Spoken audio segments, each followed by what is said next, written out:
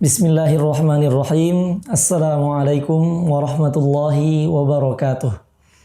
Alhamdulillahi rabbil alamin. Alhamdulillahilladzi anzala kitabahul mubin tibyanan likulli syai' hudan wa rahmatan wa busyra lil mu'minin. Wassalatu wassalamu ala sayyidina Muhammadin wa ala alihi wa sahbihi ajmain. Para pecinta Sinyal Islam Indonesia, alhamdulillah kita masih bisa melanjutkan kajian kitab tafsir Maruhul Labid li Kashfi Ma'na Qur'anil Majid karangan ulama besar Nusantara Syekh Nawawi Al-Bantani Al-Jawi Al-Bantani rahimahullahu taala wa nafa'ana bihi wa bi'ulumihi fid dharain amin. Kita akan melanjutkan kajian tafsir di surat Al-Asr. Qala rahimahullah ta'ala suratu wal asr, surat wal asr. Jadi namanya bukan surat al-asr tapi surat wal asr karena awalnya wal asr. Makkiyatun, itu termasuk makkiyah. Kemudian thalathu ayatin, ada 3 ayat. Ini termasuk yang surat-surat yang pendek sama dengan surat Al-Kautsar 3 ayat, tapi Al-Kautsar ada kalimatnya lebih panjang dan hurufnya juga lebih banyak.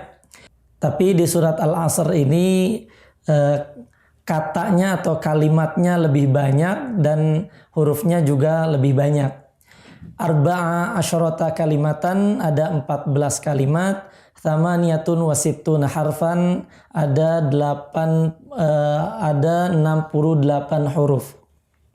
Bismillahirrahmanirrahim. Wal asri wallahu ta'ala a'lam bimuradih, dan demi masa ay ad-dahra. Wal asri ay ad-dahri, demi masa. Dahr itu masa. Aqsamallahu bihi. Kenapa sekarang Allah Subhanahu wa taala bersumpah dengan waktu ini? Demi waktu, demi masa. Kenapa Allah kok bersumpah sampai harus bersumpah dengan waktu ini? Aqsamallahu bihi, Allah Subhanahu wa taala bersumpah dengan waktu ini, dengan ad-dahr, dengan al-asr. Li'annahu mustamilun 'alal ajaibi, 'alal ajibi, li'annahu yahsulu fihi as-sarra wad-dharra was-siha was-saqam wal-ghina wal-faqr. Karena itu mencakup semuanya. Dalam waktu itu mencakup segala keajaiban-keajaiban yang terjadi. Baik keajaiban dalam kemudahan-kemudahan, kesenangan-kesenangan, ataupun dalam hal kesulitan. Baik yang dalam keadaan sehat maupun dalam keadaan sakit, kaya dan miskin, itu semua terkait dengan waktu. Jadi ada waktu orang senang, ada waktu orang susah. Ada waktu orang sakit, ada waktu orang sehat. Itu bukan hanya dalam keadaannya. Keadaannya sangat luar biasa. Kok ada orang yang sakit, kok ada orang yang sehat. Padahal misalkan bersamaan. Itu sungguh luar biasa. Tapi yang lebih luar biasa dari itu adalah waktunya. Karena semuanya berkaitan dengan waktu. Bal fihi ma huwa a'jab min kulli ajib. Bahkan yang di dalam waktu itu lebih ajaib daripada yang ajaib. Lebih luar biasa dibandingkan semua yang luar biasa. Itu yang pertama makna al-asr oleh Syekh Nawawi. Kemudian makna yang lain adalah atau huwa al-ashi, yaitu waktu sore. Aqsamallahu ta'ala bil asri kama aqsama bid-duha. Allah Subhanahu wa taala bersumpah dengan waktu asar, waktu sore, karena Allah Subhanahu wa taala juga bersumpah dengan waktu duha, pagi hari. Di ayat di surat yang lain ada wadduha. Allah Subhanahu wa taala bersumpah dengan waktu pagi. Kenapa sekarang waktu sore terpilih? Fa inna kulla 'ashiyatin tushbihu takhribud dunya. Tushbihu takhribad dunya bil maut. Karena setiap sore itu mirip dengan kehancuran dunia, dengan kematian. Jadi setiap sore itu akan adanya ketidakadaan. Akan adanya waktu habis, seperti halnya maut. Wa kullu bukratin tushbihu al-qiyamata yakhrujuna minal quburi wa tasirul amwat ahya. Sedangkan pagi hari itu mirip dengan hari kiamat, kebangkitan. Mereka keluar dari kubur dari kuburannya keluar dan berjalan, yang mati ini hidup lagi. Itu pagi hari kita melihat orang bangkit setelah tidur, mulai bangkit itu seperti kebangkitan atau disebut dengan hari kiamat. Bangkit lagi orang. Nah, ini ada yang bangkitnya, ada selesainya, ada matinya. Itulah Allah Subhanahu wa taala bersumpahnya dengan kebangkitannya dan juga ada dengan kematiannya. Jadi ada selesainya. Dan sore hari merupakan waktu selesai. Wa qala Al-Hasanu, yang dimaksud mungkin Sayyidina Hasan Al-Basri. Berkata Imam Sayyidina Hasan Al-Basri rahimahullah ta'ala, inna ma aqsamallahu bihadzal waqti tanbihan ala annal aswaqa qad dana waktu intihaiha. Allah Subhanahu wa ta'ala bersumpah dengan waktu ini, waktu asar, waktu akan habisnya. Kenapa? Tanbihan, sebagai peringatan, ala annal aswaqa qad dana waktu intihaiha. Bahwasanya pasar-pasar mulai mendekat waktu habisnya. Sudah mau habis waktunya nih. Wa qarraba waktu intihai tijarati fiha, dan mulai mendekat waktu habis perdagangan di dalam pasar ini. Kita sedang bertijarah di dunia ini. Dan waktunya yang kelihatannya akan habis di hari itu. Kalau kita menghitung setiap hari, maka hari yang kelihatannya akan habis hari itu adalah waktu asar, waktu sore hari, waktu habis. Ini juga sebagai gambaran kita ada waktu habis.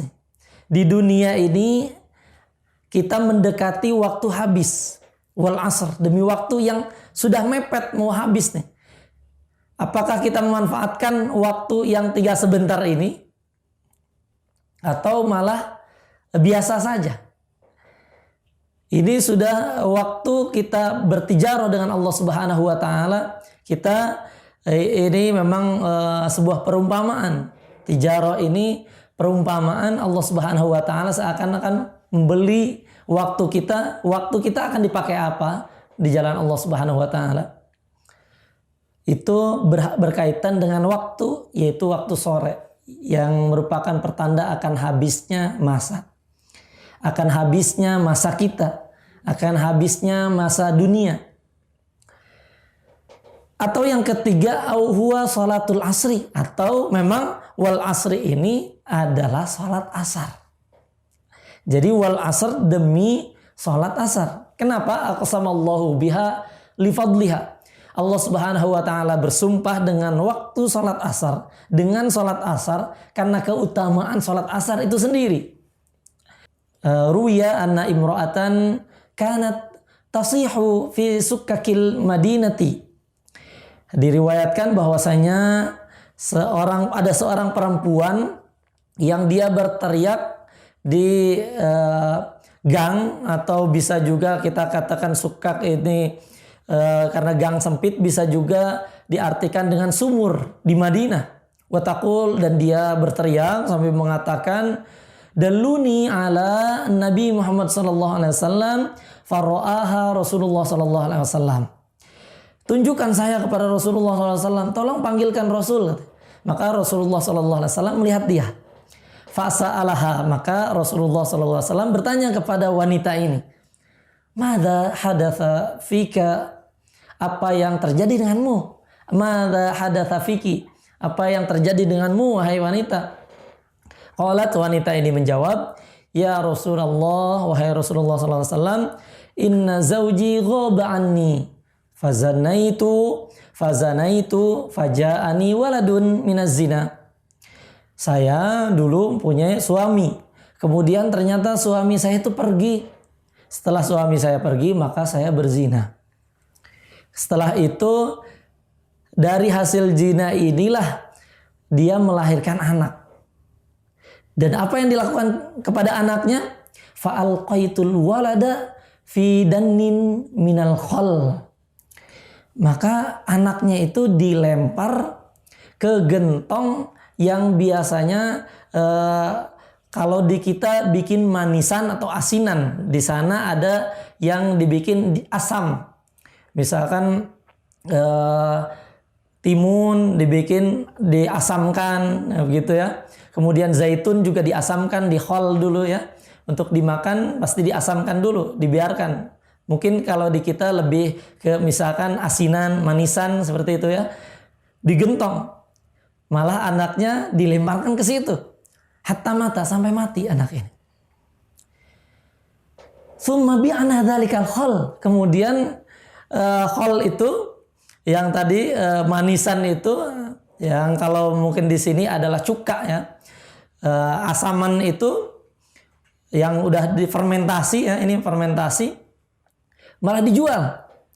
Sudah di situ ada bangkainya, dijual juga. Fahali min taubah, apakah bagi saya ada kesempatan untuk taubat? Rasulullah SAW menjawab, faqala sallallahu alaihi wasallam, berkata Rasulullah SAW, amma zina fa'alaika ar-rajmu. Zina itu kamu harus dirajam. Urusan zina memang dirajam. Wa amma qatlul waladi, karena ini zinanya zinal muhsan, yang sudah menikah maka rajam. Wa amma qatlul waladi fajazauhu jahannam. Adapun membunuh anak ini balasannya neraka jahanam. Luar biasa ini. Bukan hanya di dunia, Rasulullah SAW juga mengabarkan di akhirat balasannya ini neraka jahanam. Wa amma bai'ul khalli faqad irtakabta kabiran. Menjual manisan tadi, menjual fermentasi tadi yang malahan di dalamnya ada bangkainya, itu juga kamu telah melakukan faqad irtakabti kabiran. Kamu telah berbuat sesuatu dosa yang besar. Lakin kata Rasulullah SAW, akan tetapi dhanantu annaki tarakti salatal asri. Saya mengira bahwasanya engkau itu meninggalkan salat asar. Nah, inilah poin besarnya. Sebetulnya Allah Subhanahu wa taala terkadang menyiapkan asbab sebelum ada kejadian besar. Kenapa orang bisa misalkan di dalam hadis Rasulullah SAW ada yang orang memang secara zahir dia melakukan amalan-amalan ahli surga, tapi di detik-detik akhir dia su'ul khotimah, melakukan amalan ahli neraka, kemudian dia malah ke neraka, su'ul khotimah.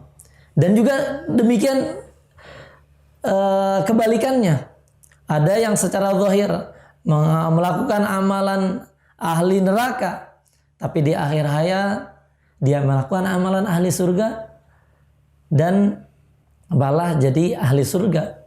Dia husnul khotimah. Tapi sebetulnya Allah Subhanahu wa taala menyiapkan asbab-asbab itu. Nah, ini asbabnya dia melakukan amalan. Amalannya di detik akhir pasti ada amalan yang menyebabkan dia masuk surga. Yang walaupun sebetulnya kalau kita teliti dalam hadisnya, itu kan amalannya juga amalan secara zahir. Dulunya amalannya secara zahir dan akhirnya tetap Allah Subhanahu wa taala mengembalikan kepada bentuk aslinya, yaitu Allah Subhanahu wa taala tahu batinnya dia. Nah, ini juga bukan hanya dosa-dosa ini yang dilihat oleh Rasulullah SAW. Ini pasti ada sebab-sebab kenapa dia itu bisa berzina, kenapa dia itu berani-beraninya membunuh anak, kenapa dia itu berani-beraninya menjual yang haram.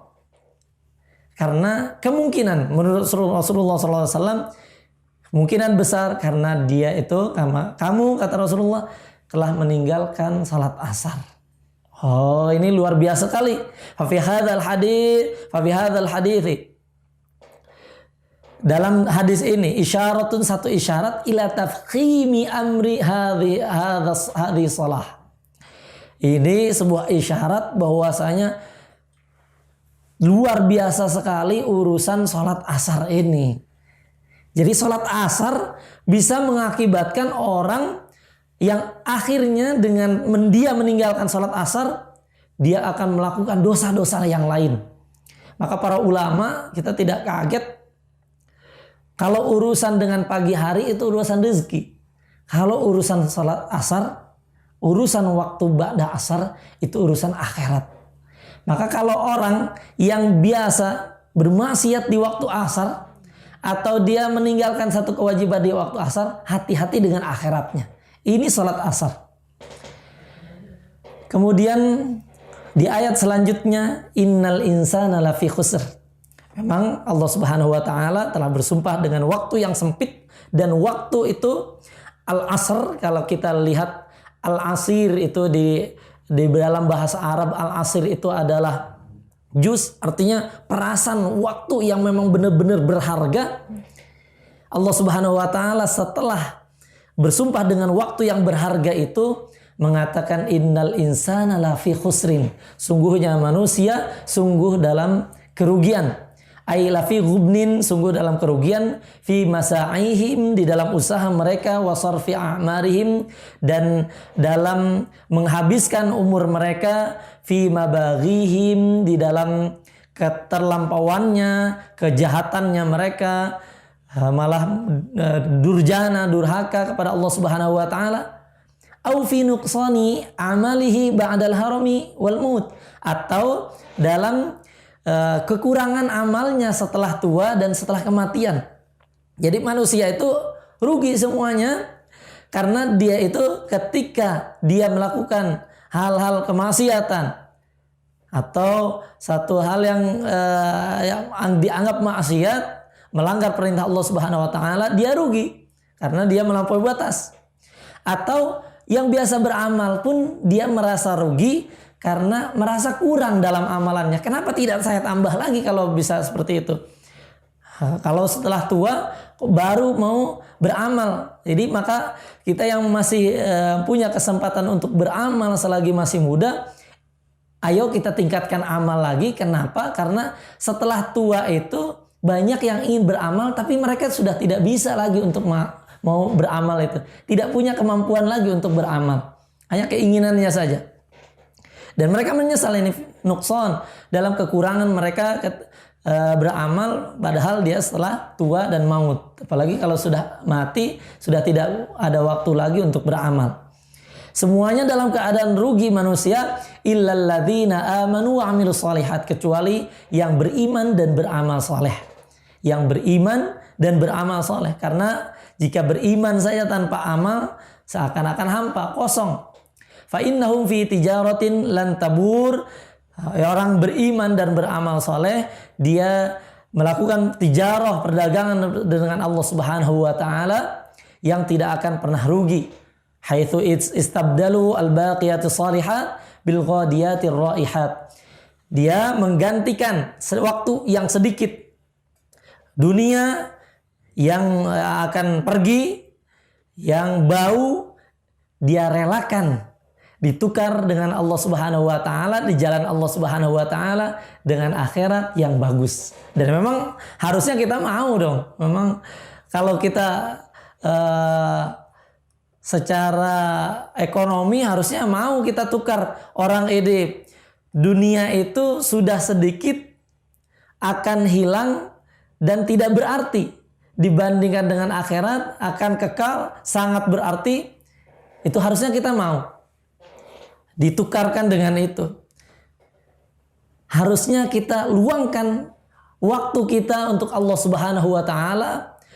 Segala hal yang diperintahkan oleh Allah Subhanahu wa taala, waktu ini yang diberikan oleh Allah Subhanahu wa taala kita isi semuanya dengan ketaatan-ketaatan pada Allah Subhanahu wa taala. Setidaknya walaupun tidak setiap waktu ini, tapi kita luangkan waktu-waktu dalam ketaatan-ketaatan khusus. Ini misalkan sholat, waktu-waktu sholat. Wa tawasau bis sabr. Ini orang-orang itu merugi kecuali orang-orang beriman dan beramal soleh, dan lagi mereka saling berwasiat bil haq dengan yang benar. Aitahatsau bikulli ma hakama syar'u bi sihhatihi min ilmin wa amalin, atau saling menganjurkan kepada setiap yang dihukumi oleh syariat dengan kebenarannya, baik dengan ilmu dan dengan amal. Jadi saling menganjurkan untuk beramal-amal baik. Saling mengingatkan walaupun bukan dalam pengajian, apalagi dalam pengajian, saling mengingatkan. Dan juga mengingatkan tentang ilmu. Pengajian seperti ini itu mengingatkan tentang ilmu.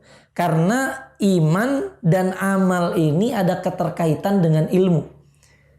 Iman dan amal jika dilakukan dengan ilmu bisa saja tidak diterima oleh Allah Subhanahu wa taala. Mardudun la tuqbalu.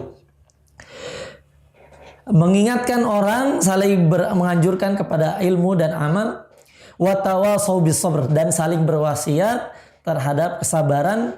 Aitahatsau bis sabri ala adai faraidillah wajtinabi ma'asihi wa alal marazi.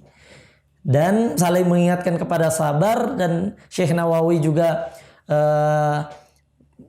membagi sabar itu memang yang pertama melaksanakan ketaatan, karena melaksanakan ketaatan juga diperlukan kesabaran, dan kemudian meninggalkan maksiat, karena kita juga biasanya maksiat itu secara hawa nafsu kita ingin, tapi kita sabar untuk menjauhi maksiat karena ini yang memang dilarang oleh Allah Subhanahu wa taala. Itu juga merupakan tipe sabar. Wa alal marazi, dan atas cobaan-cobaan, kesulitan-kesulitan yang dihadapi itu juga sabar. Walaupun kita biasanya dalam hal sabar ini terbatas memang dalam kesulitan-kesulitan saja. Syekh Nawawi mengatakan ada 3 kesabaran. Sabar dalam melaksanakan perintah-perintah Allah, sabar menjauhi larangan-larangan Allah, dan sabar terhadap musibah. Mudah-mudahan kita termasuk orang-orang yang beruntung. Jangan sampai termasuk orang yang merugi di waktu asar ini, waktu yang terbatas di umur kita ini. Kita manfaatkan untuk tetap iman kita kepada Allah Subhanahu wa taala, hanya mengharapkan ridhonya Allah Subhanahu wa taala. Ilahi anta maqsudi wa ridhaka matlubi. Dan kita terus tingkatkan amal soleh. Bukan hanya itu, kita juga saling berwasiat kepada kebenaran, berwasiat kepada kesabaran, karena orang itu tidak bisa sendirian. Dengan kita menasihati orang lain, bisa jadi ketika kita melihat orang lain melaksanakan ketaatan, kita juga ikut melaksanakan ketaatan. Atau ketika kita berkurang, ada juga yang mengingatkan kepada kita. Walaupun dalam kesabaran, kadang-kadang ketika kejadian-kejadian tertentu, musibah-musibah tertentu, kita sendiri sulit untuk sabar. Jika saling menasihati untuk kesabaran, kita insya Allah tidak akan merugi. Mudah-mudahan Allah Subhanahu wa taala memberikan taufik dan hidayah kepada kita untuk amal-amal soleh. Hadanallahu wa iyyakum ajmain. Assalamualaikum warahmatullahi wabarakatuh.